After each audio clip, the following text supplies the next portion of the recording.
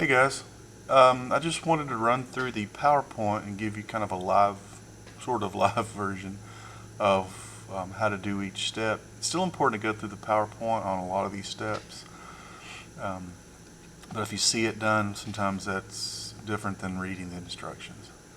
So let me move the camera. That's a pretty cool view, by the way.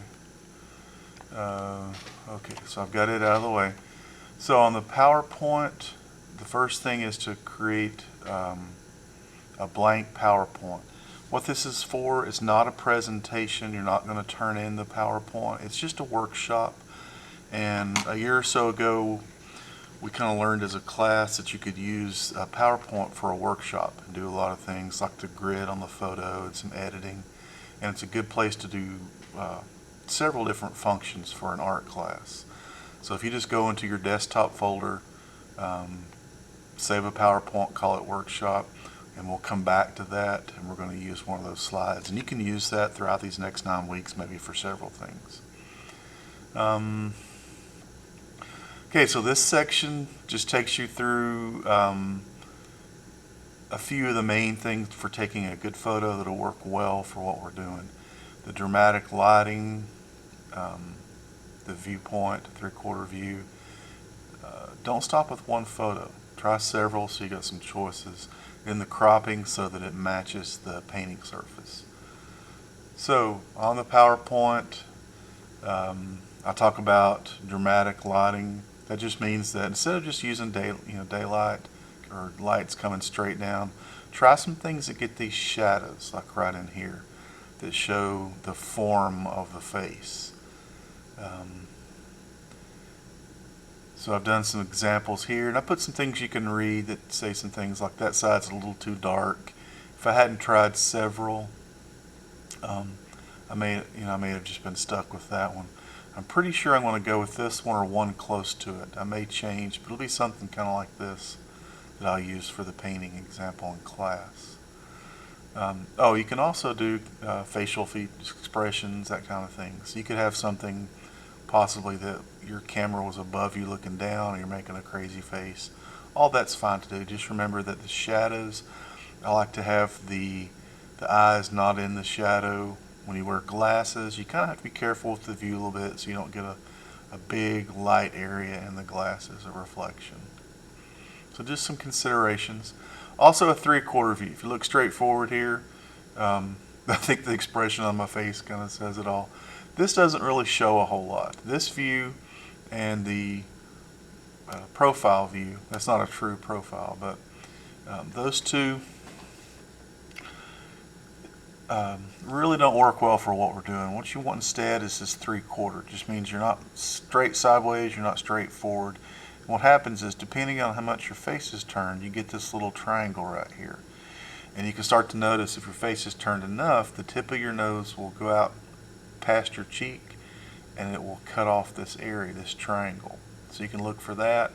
On mine it's not. It kind of forms, with my beard it forms this space, but it just kind of goes at an angle. Some things to notice here is that the center line of your face, in a straightforward view, it is just in the center and just vertical, but this curves, and everything over here on the side that's turned away is a little bit smaller than this side from your viewpoint. So this eye looks a little smaller than this one. It's also kind of buried behind the nose a little bit.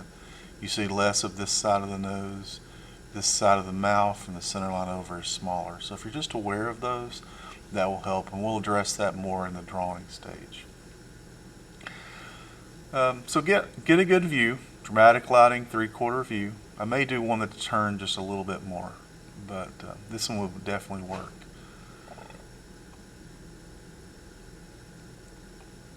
So let's see.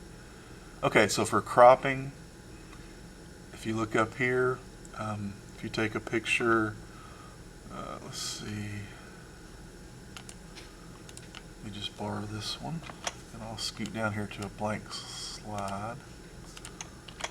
So once you got your picture, I don't want you. Then what you want to do is to crop it where it looks like the paper. So if I double click, And up here in the right hand corner, I have the crop function. It'll give you these kind of brackets around it. And usually what I'll do is I'll try one direction first. I'll kind of get that set. And obviously that's way too tall for the page we're using. So I want to bring that in some. Looks probably okay. Maybe a little longer right here. And you can also move the picture around in there a little bit. Then once you get the crop you want, just click over here outside and that'll save your crop.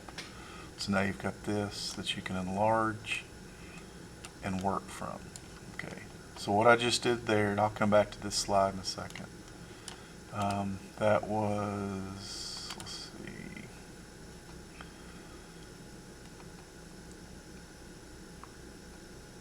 Oh yeah, this was the crop right here. That's what I just did. So now I've got this crop.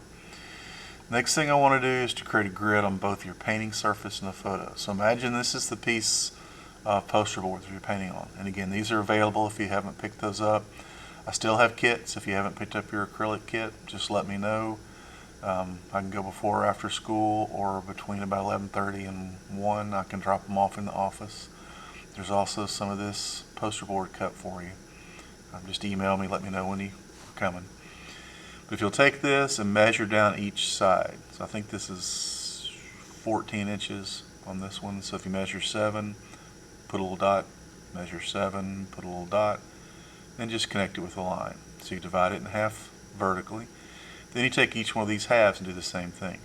So you measure down halfway there and there, draw that line and that line. Then you want to do the same thing the other direction. Divide it in half vertically. So let's see, it's 11, so you hit 5.5, 5.5, put those and draw a line. Then break each one of those in half. So these aren't totally square, they're a rectangle, but you'll see that'll happen the same way on the photo as long as you have the photo cropped to match your page. Okay, so now what you have is a 4x4 grid you can go by, and that will help you as you start to draw this. Now on the photo, we're going to create a grid. It takes you through these steps. So I want to work through those and just show you on the bottom what all these look like. And you'll create this grid, and then on the poster board and also here on the screen, I created this little code so you know, like if you're working on your eye, it's in 2C. Makes it easier to find those. Okay. So what that would look like is you start with your photo, then come up here to the top left, insert, table. And you can make the table any size you want. You can see as I move around up here on the controller, the chart changes. What you want is a 4x4 to match what you just drew on the paper. And it doesn't look like it matches. You'll have something that looks like this, and that's exactly what you want. I would go up here, go in the upper right corner, go ahead and just click header row off so you don't have one line thicker than the other. That's not a big deal, but it just kind of bugs me.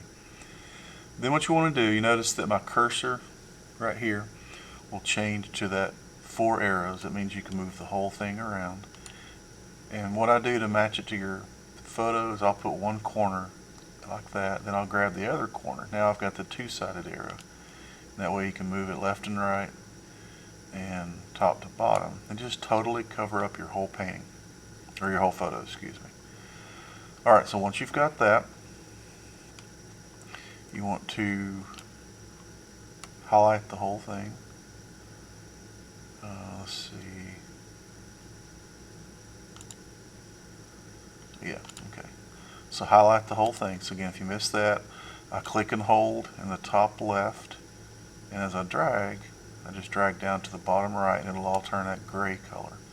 Then go straight up here into the menu and go to shading. What we're going to do is take all that blue and white out and just leave the lines.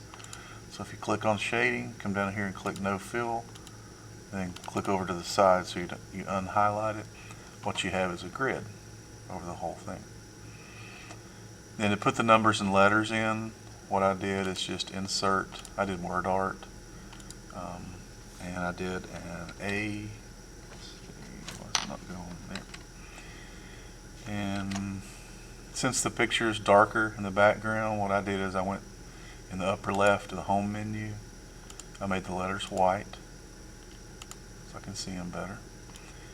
And then there's different ways to do this. To me, it's easier to go up here and highlight it and hit Control C and then Control V.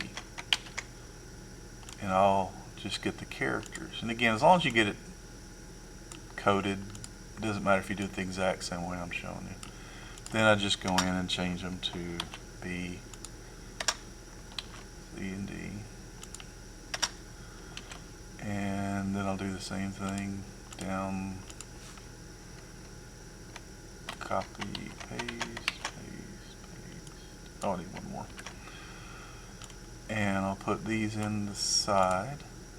And what happens is your upper left corner becomes both A and 1.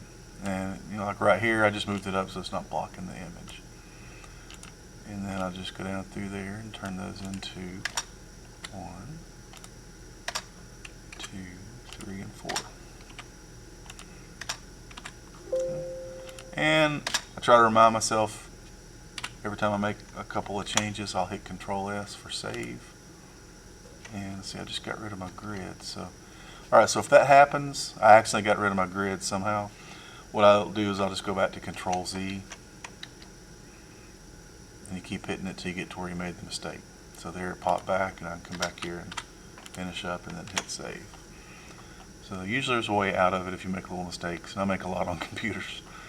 Alright, so what you've just created is what I went through on slides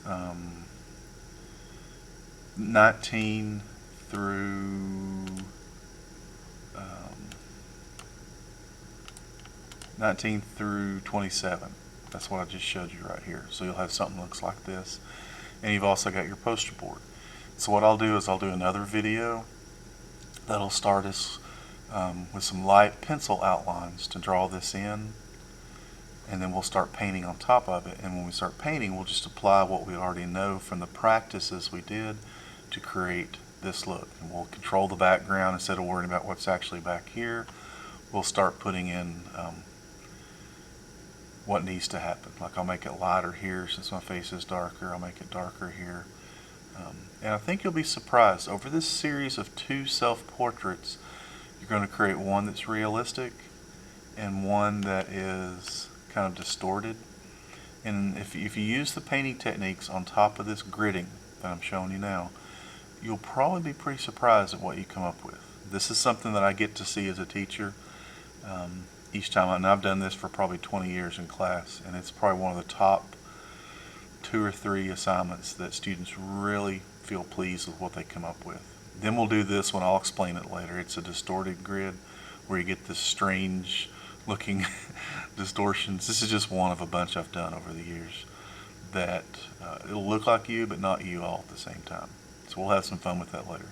But the next video will concentrate on picking up where we left off here and going ahead with that. So if you have your piece of poster board lined off 4x4, notice these are all taller than they are wide, and you have your picture, your photo gridded, they're taller than they are wide. I would also grid on the poster board. I would write that real lightly in those, so when you're working in 2C for the eye, you know where 2C is on your paper. So I'll see you in the next video, and we'll start to work with this.